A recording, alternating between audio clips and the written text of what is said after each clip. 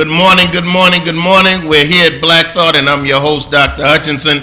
Glad to see each and every one of you here today. Glad for the support that you've given this show. This station is a buzz today. I just wonder why. You know, sisters smiling everywhere, all perky, folks showing up. You're going to find out in a minute why. But let me do some quick housekeeping. First of all, glad to have you all watching us. Yes, you are watching Memphis's first black-owned television station. We are glad to be here, MUTV1. And if you want to contact the show, you can do it several ways. First of all, you can contact us by Facebook. Go to MUTV1 Black Thought, MUTV1 Black Thought, and you can reach out to us there. We have various connections and links to different things that are being found on the show. And so you can go there, click like. We also have a YouTube channel. You can go to it. We have links there to the YouTube channel. Access us, access the information, see what we do. Secondly, you can reach out to us by email. You can go to blackthought.mutv1@yahoo.com. Black Thought, taking the name of the show, putting it into one word, .mutv1, the station, @yahoo.com. And of course, as I tell you each and every day, I'm the proud pastor of First Baptist Church, Lauderdale, in that great hamlet of South Memphis. And so if you want to reach out to me there, you see the number at the bottom of the screen, 523-0501. But of course, if you call there right now, y'all, I'm not there. I'm looking at you right now in HD video, so keep it right here. And guess what? If you want the hotline to get me directly, you can call me at 249-9955. 249-9995. Now, let me do a quick bit of further housekeeping. We were to have at the opening of our show today, County Commissioner Henry Brooks. She was going to talk to us about a serious issue, and I may go ahead and broach it. And we've been juggling, trying to get on this show. Things come up. People have lives outside of their positions. And so at the last moment, she could not be with us today. But let me just briefly broach some of the issues surrounding the juvenile court. Back in 2007, she filed something with the Department of Justice concerning some of the inequities at juvenile court. We're going to have her talk about those things since she was the person to file. And so we're going to have her to come on this show, or we might just have to go and find a way to tape a segment and put on the show. But it's all important because one of the issues is, and I've heard this across the years, that African American youth were being treated differently than white youth. For example, those out in the outlying areas, when they get in trouble, a lot of times they never make it downtown to 201 Poplar or the juvenile court. But of course, our kids found their way there with the quickness, inequity. So we're going to talk about that and talk about some of the remedies that have come up since then, talk about the money that has been awarded to fix the inequity and how we are to move forward. So we talk about some serious issues here. As you know, this is Black Thought, but now we're going to make a shift. And let me set up our shift and welcome who was to be our second guest, but now he is our guest, and I know that you're going to be glad to have dialogue with him. One of the key ingredients of Black Thought for we as a people is literature. The Harlem Renaissance was important. Matter of fact, literature was so important that when we were brought here as slaves, it was instructed that we not learn how to read.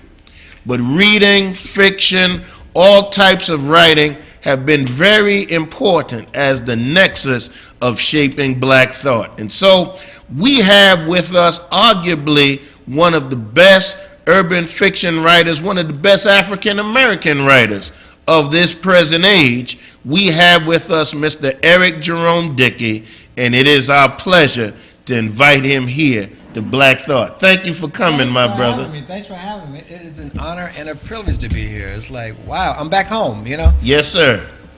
It's an honor to have you, and not only because you're from Memphis, not only because you've been successful, but I must admit, I'm a fan. I know. I looked at your iPad. I saw you've got stuff downloaded, and I'm like, wow. I'm really, I was surprised. It's a good thing, though. Yeah. Oh yes, sir.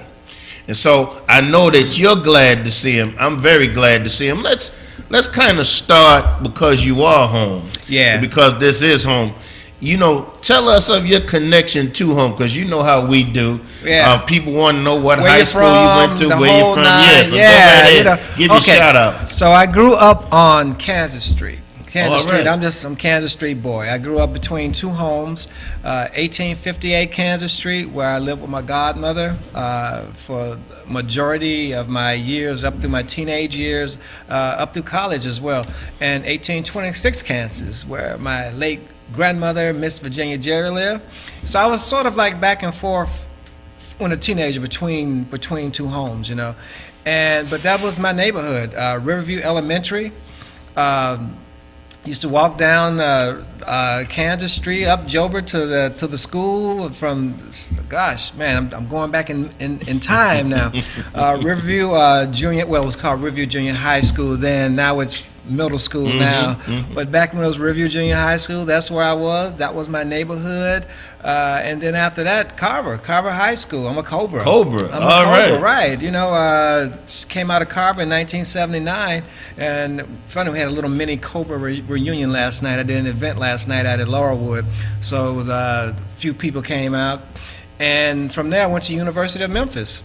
So from South Memphis over to East Memphis, you know, all parts in between. You know, I'm just Memphis, you know. All right. You know, Martin Luther King, Riverside Park, where we hung Yes, out. sir. Our little Stone Soul picnics or, Oh, Lord. or whatever. That was down at, wow, I remember when they built up Riverview Community Center. You know, I mean, and which was, you're talking about stuff that's like really, really important for the neighborhood. I mean, as a kid, you don't really realize how important it was, because it's like you've built something for us to do something positive and keep out of trouble.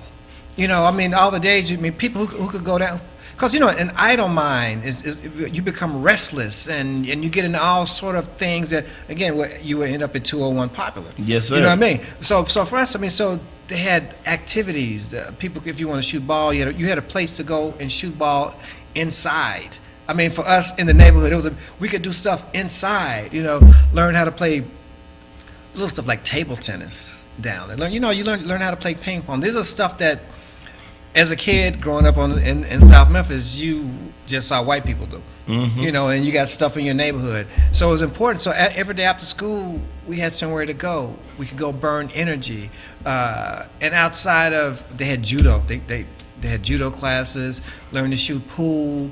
They had weights. I mean, and just countless activities, which was really important to keep the money going in, so that the kids in the neighborhood have a place to go, have things to do. And that was a real, you know, I hadn't thought about it, but it was a real important part of my life growing up. You know, something to do. And then again, then, of course, as I went from there to University of Memphis. When I went, it was Memphis State University, back in the Keith Lee days. And my major was computer systems technology, which was really interesting. The story with that is I had come from Carver High, and I had gone to Memphis State, but I was one of the ones sort of like first generation going to college, so you don't have that guidance. Exactly. You know what I mean? You just don't know, and it was terrifying. It was a culture shock, even though it was just a few miles I'm with you. away. I mean, all the stuff that I would pass by coming from my south side of Memphis going to the east side of Memphis. I mean, you passing by dream homes, fantasies, these huge lawns, stuff that people look like you just don't have access to unless you're showing up in a maid's uniform or going to cut the grass or clean the pool if there was a pool. So I'm in this whole neighborhood. I go from a high school that was, if not 100%, 99% black faces. And then I land at a university where you're like 4%. It was like, for me, it was like going to another country. And then just trying to get in and figure out how to make this work. I mean, what am I doing here? You know, and it was all, I remember that fear of failure. That fear, I'm going to get here and I'm not going to make it, because you haven't had those role models. And I remember I went to a counselor, and you do this evaluation, and she said, well, you can either major, based on this, you can either major in business or you might be able to do computer science. Because I scored high in math. And it's like, okay. And for business, I remember going into the business building and seeing a gazillion people there. And so for me, I'm like 17, 18, thinking, so will all those people get jobs? So then I go to the technology building, it's not as many people. I'm like, okay, I think it'd be easier for me to get a job if I'm, in the technical field. I'm 18, that's just the way I was thinking. And ended up starting computer science. And here's the thing, so you come from a particular part of the side of town. Your English and the English on the other side of town is different. Your A over here at Carver is probably a C on the other side of town. And having to just feel like I was behind on the curve, and I always felt like I was trying to play catch up.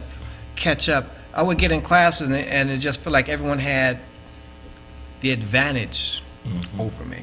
And I had this, I remember, even as an engineer, even though I'm a writer now, I never forget this one thing. I had this English class, first year, and the teacher had given us an assignment. It was a fiction assignment. And in my mind, I said, it's just, we just make up stuff and just write it down and give it to you? Okay. And I'll never forget, she came back, she came back and she was just livid. She was livid, she said. I give you guys this assignment, and of course I'm like, there's 2 black people in the class. I give you guys this assignment, and everybody messed it up. Everybody messed it up. I'm like, and this is my freshman year, and I'm just, in my mind, I'm thinking like, God, I'm not gonna make it through college. And she's like, she's throwing down paper. Everybody did it wrong. Everybody did it wrong. It's got to be, except for this guy. I was like, wow. I was like, what? She said, he's the only person in the class that did it right. And now I feel like, oh my God, all the white people looking at me now. It's like, I'm really not going to make it through this college. You know what I mean? And it was because it was fiction. I mean, and even then, it was part of me.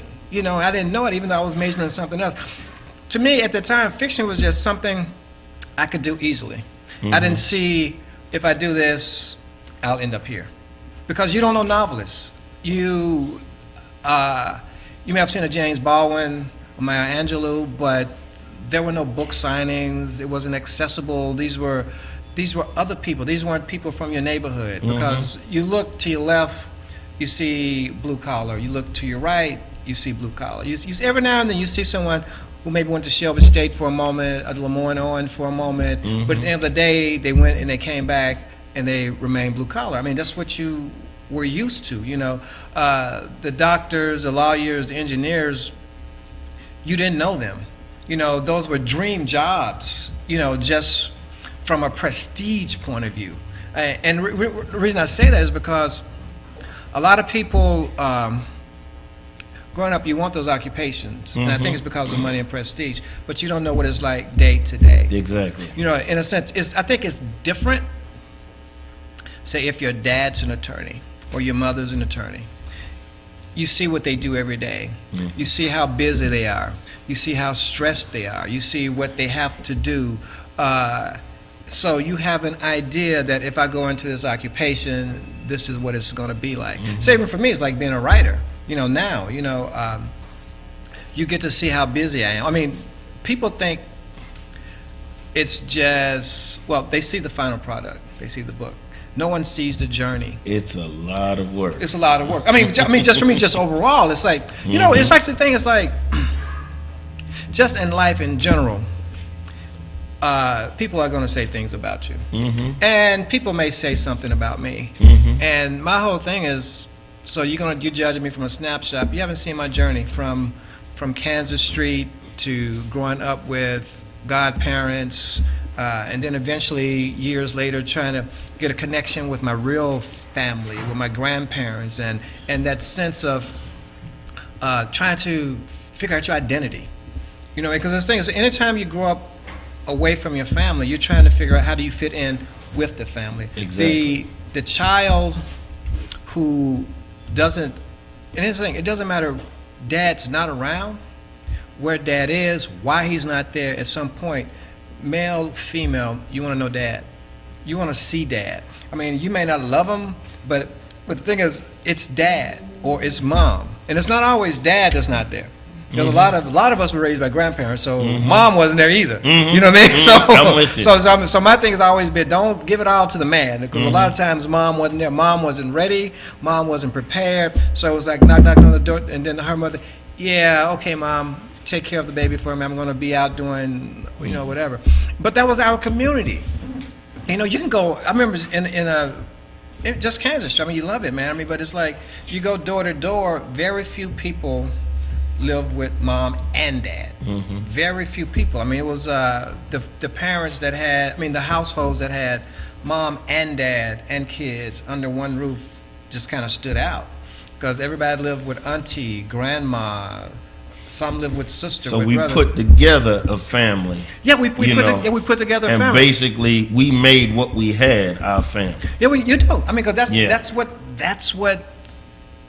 what your family is. I mean, it's the ones who are there, the ones who nurture you and take care of you. Exactly. And again, it's not always mom and dad. A lot of times it is for whatever reason. But see, a lot of stuff that goes on in our community is connected to the way our community has been treated, the way we see each other. I mean, in my opinion, I mean, we weren't brought here as human cargo and thrown into structured families. Exactly. We were ripped apart. We were done this, and even now, if you look at what we've had to endure through civil rights. I mean, you see, it's like in fiction, like what I do. It's like, I did this book years ago called Between Lovers.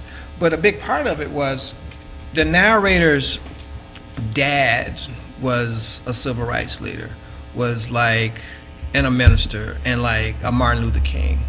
And the thing is, his dad was never home. So we always praise our heroes, but at the end of the day, there's wife and kids that never see dad. Exactly. So what does this do to the family? To the family? I mean, so it's like you have a dad who's popular, who's important, but he's never home. He's always on television, but he's never home.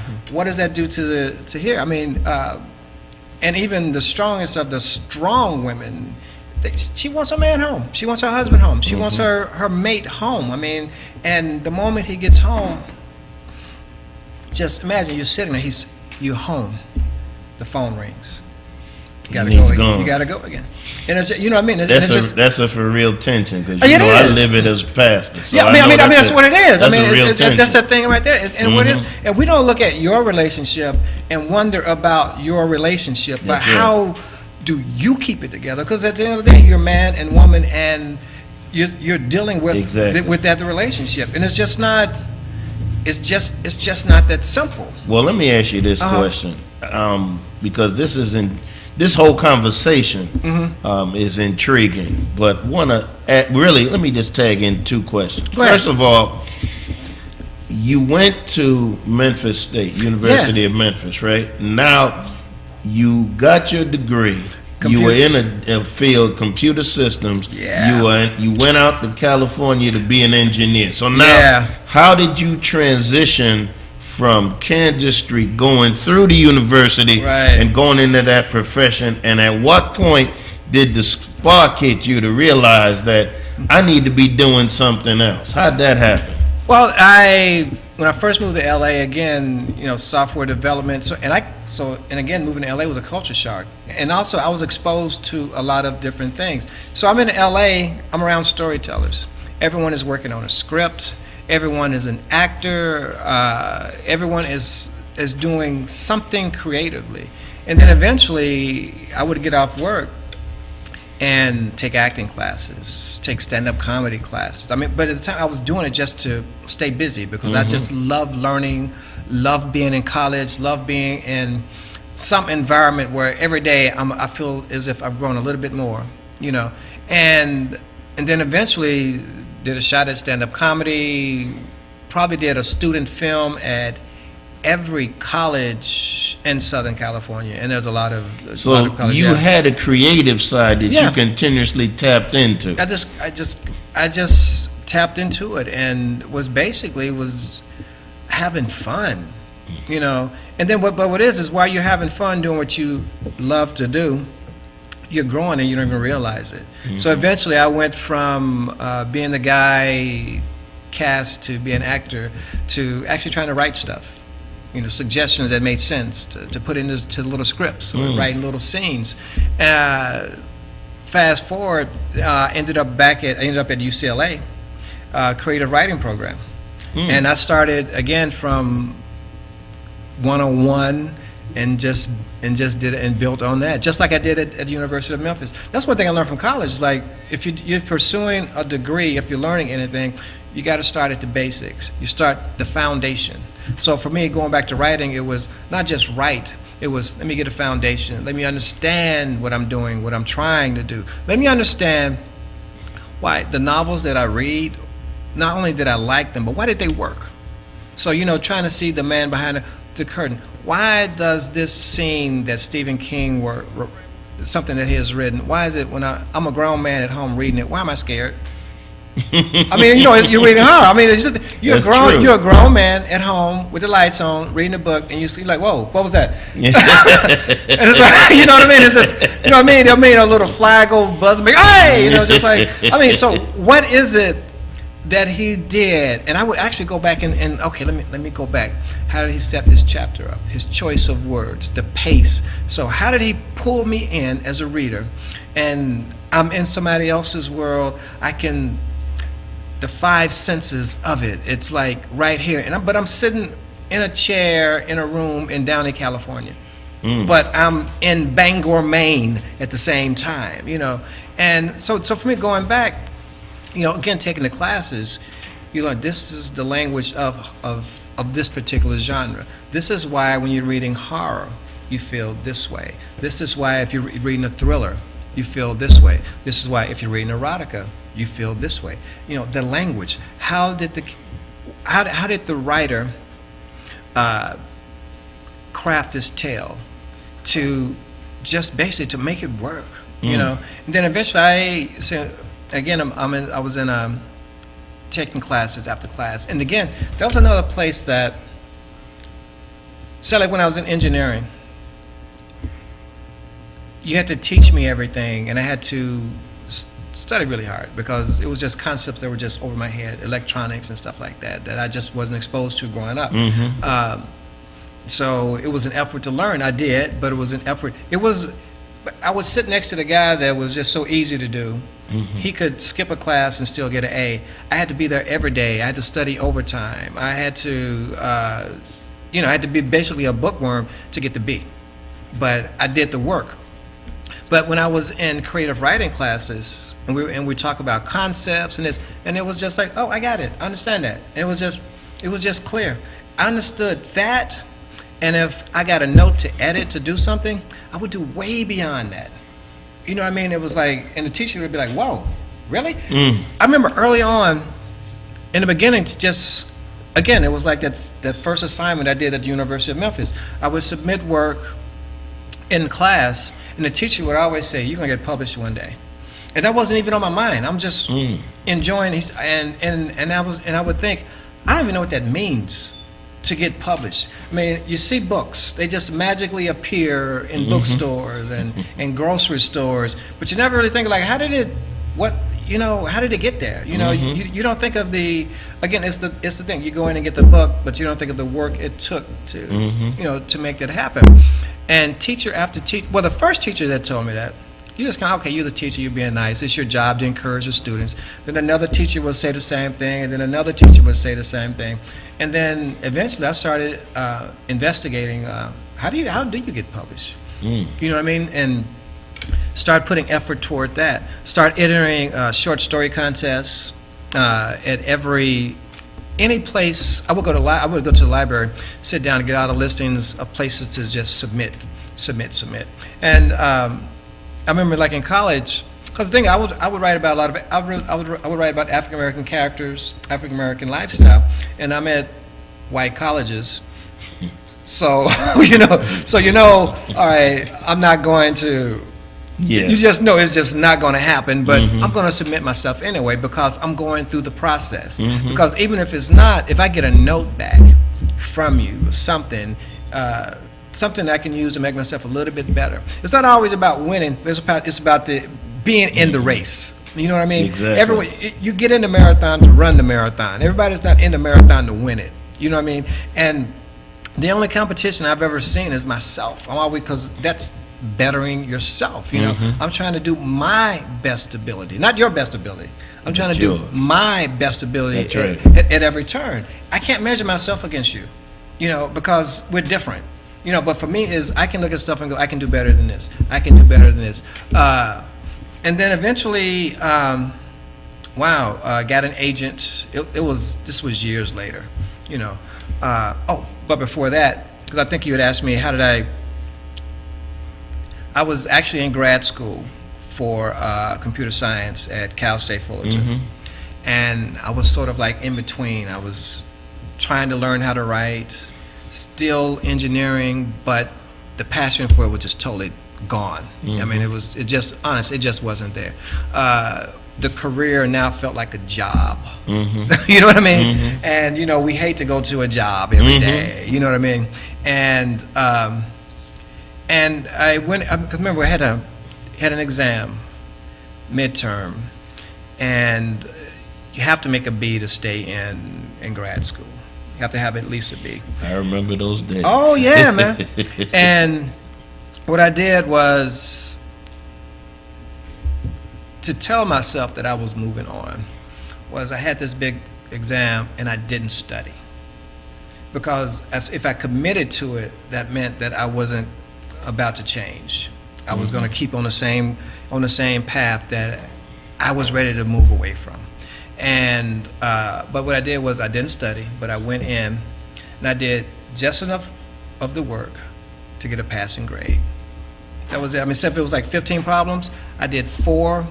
I didn't even look at the rest. And I remember I turned the paper over and I sat there and I was like, wow, this is it. Because I knew I wasn't coming back. I mean, really, I just looked around at people. It's like, wow, this is it. I'm moving on into something unknown. I'm afraid, but I'm going that way. And I turned it over, and I walked over, and I gave it to the teacher. I turned around, walked out the door, sunny California, looked up at palm trees and clear blue sky. Well, smog skies. And just knew I was done. I didn't check for the grade. If there was sent to me, I don't know. I just never looked back. And I had to, here's the thing, is a lot of people, we want to move forward and make change, but we don't want to give up anything because you're used to material things. So I had to, you know, from the condo and out in the burbs, I went and got an apartment in the hood. The nice car became a hoopty. So because my first thing is I'm doing something different, everything has to be less. I got to bring my expenses down. I don't care what you think. You know, and I've always been that way. I mean, you don't pay my bills, so you're not buying my clothes. So if you don't like what I'm wearing, here's my sizes. Bring it to me. All right. You don't like what I'm driving? All right. Drop the keys off. All right. With the pink slip, and we good. But this is me taking care of me. You know, I've never been one to look to my left again. I'm not competing with you. I'm not competing with you. I'm doing me. You know, I'm doing me to my best ability. Well, we're gonna take a break. This has just been powerful. And if you're watching us, what I want you to absorb is a brother from Kansas Street looking at his options, moving forward with faith, not worrying about whether he's trying to keep up with the Joneses or not, but he was doing him. And because he did him, we're the better for it. Think about what the genre of African American fiction has been like because of this brother sitting right here. And so we're getting ready to come back. We're going to break. This is going to give you time to call your friends, call your neighbors, tell them that you're watching local television here in Memphis, and the homeboy, Eric Jerome Dickey, has come home, and he's on the air. This is Black Thought with your host, Dr. Hutchinson. This is Eric Jerome Dickey, and this is indeed a Black Thought. Put your mind in gear. And put your thinking cap on.